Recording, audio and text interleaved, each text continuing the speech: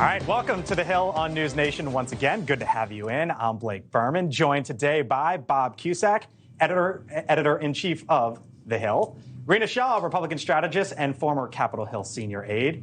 Mark Lauder was the former press secretary to Vice President Mike Pence and is currently at the American First Policy Institute.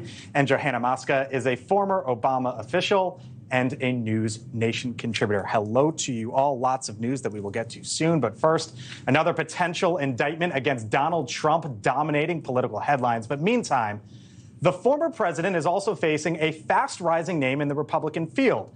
The candidate, 37 years old, has never run for federal office before and has made many millions as a tech executive. He's also catapulted toward the top of the field in a crowded Republican primary. Vivek Ramaswamy joins us now. Vivek, thanks for being here on The Hill. We've talked to you before, but first time on The Hill, so thanks for coming on in. We appreciate the time. You saw the headlines today. I'm doing well. You saw the news, saw the headlines, so let's start there. Donald Trump, Vivek, should he be held accountable for what happened on January 6th?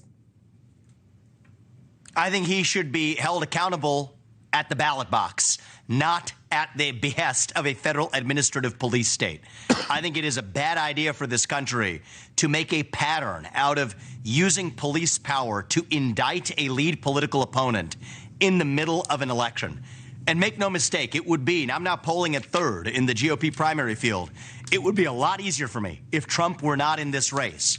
That is not the result that I want to see. I want to win this race by convincing the voters, the people of this country, that I'm the right choice.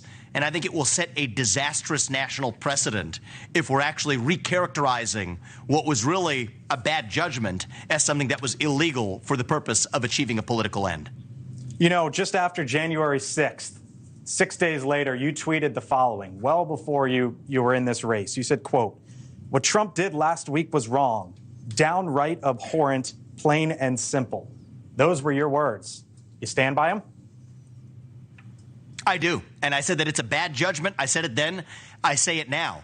That was actually in the wake of an op-ed that I wrote that got a lot of criticism, both from the right and from the left, which argued that actually the real true underlying cause of what happened on January 6th was systematic and pervasive censorship in the lead up to it. As I often say, if you tell people they cannot speak, that is when they scream. If you tell people they cannot scream, that is when they tear things down.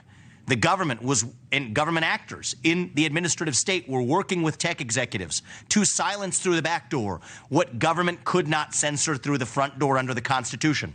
The Hunter Biden laptop story was systematically suppressed. You tell people they had to stay locked down in their basement if they're of one political persuasion, while people of a different political persuasion roam the streets of this country and commit violence. There's a lot that led to the buildup that boiled over on January 6th. And so while I think Trump made bad judgments, and I would have made very different judgments had I been in that office, that is different from saying that he should be held criminally liable for what happened. And I think it sets an awful precedent in our country if this indictment does indeed come through. Would you defund the Department of Justice over this? I have said I would shut down the FBI, and it's not over this. It's over a long legacy of corruption in a government police state that shouldn't exist.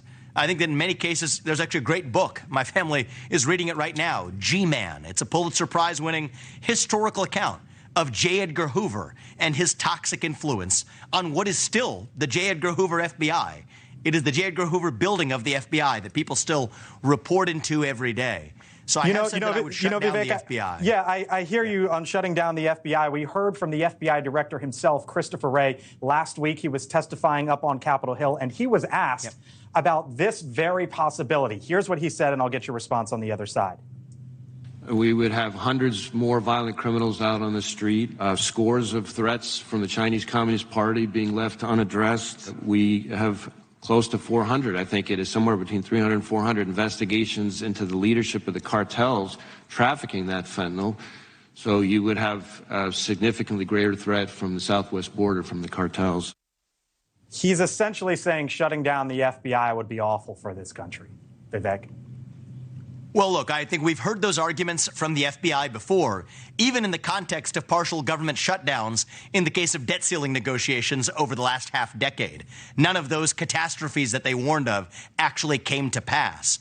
Further, in my plan to shut down the FBI, we're actually just going to reorganize some elements of it under the U.S. Marshals. The U.S. Marshals is an institution that has not been beset by the same corruption the FBI has experienced.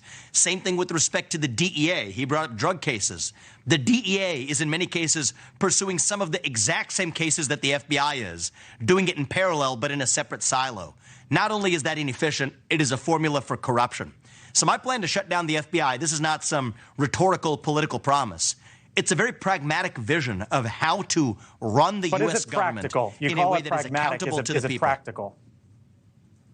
I think it is absolutely practical. In fact, I'm going to be giving a speech at St. Anselm College in New Hampshire on Thursday, where we lay out in great detail, very practically, how we will not only shut down several government agencies, but how we will reorganize the federal government to run more effectively. Just like in most private enterprises, I believe it's true in the federal government as well. 25% of the people get over 80% of the actual meaningful work done. Those will be the 25% that we keep. But across the board, I'm instituting a 75% headcount reduction across the federal bureaucracy. You know, we started off here, Vivek, by talking about your rise, right, in the polls. You are now beating, at least according to the polling averages, 2 former governors, former U.S. ambassador to the United Nations, current U.S. senator, and you're not far behind, at least in the polling averages and in this one poll, ahead of the former vice president of the United States. But there is still Donald Trump. How do you close the gap, Vivek, on Donald Trump? Because by running, I assume you want to be the Republican nominee, right? So you got to close the gap on him. I will be. How do you do it? I will not only be the Republican nominee, I will be our next president and lead a national revival like Reagan did in 1980. And I'm following the same trajectory, frankly, that Trump did in 2015. I started at 0.0%. You think you're the next Donald? You think you're the next Donald Trump? You think you're the next Donald Trump, Vivek? I think I'm the next Ronald Reagan. I think that what we actually need is 8 years to lead a national revival. And if Ronald Reagan were alive and well today, I would not be in this race. I would find other ways of having a positive impact on this country, but he is not. And I think that we're carefully taking steps. Yeah, sorry, finish your thought, and then I'll follow up. I was just going to make the point that I think that we're taking steps towards a dangerous place, a national divorce.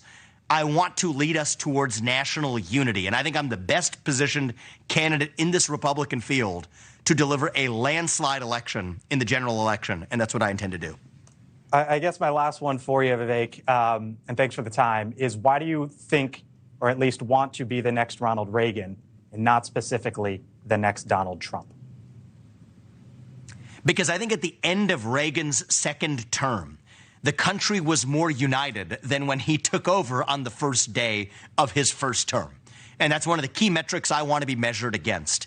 Are young people in this country, are all Americans, but especially the next generation, are they proud to be citizens of this nation?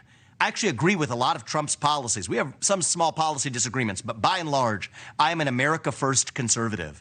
But for whatever reason, he has an effect on 30% of this country that makes them psychiatrically ill when he's in the office and speaking. For whatever reason, I haven't had that same effect on people, and I think that will allow me to better advance the America First agenda, but do it in a way that unites this country. It's been a generation since we've had a uniting leader. That's what I want to be, not by compromising on my principles, but by being uncompromising about those America First principles that I'm driving forward. All right, Vivek Ramaswamy, thank you. First time here on the Hill. We hope you come on back. Vivek Ramaswamy, rising in the polls. Thank you, sir. Yep.